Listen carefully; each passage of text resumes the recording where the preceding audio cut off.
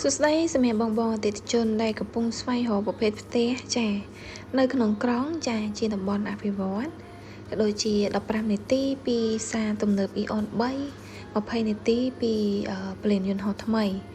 ចាថ្ងៃនេះបងអូនមក review ពីគម្រោងបុរីលំជើងហាក់ទីតាំងដែលស្ថិតនៅជិតផ្សារព្រែកជ្រៃផ្ទាល់តែម្ដងសម្រាប់បងអតិថិជនដែលចង់បានលំនៅឋានតម្លៃធូរថ្លៃក៏ដូចជាចិត្តសាលារៀនមន្ទីរពេទ្យចា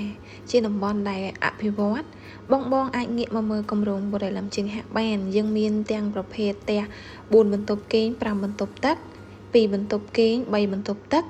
ចានឹងមានជាប្រភេទផ្ទះអាជីវកម្មនៅលើផ្លូវ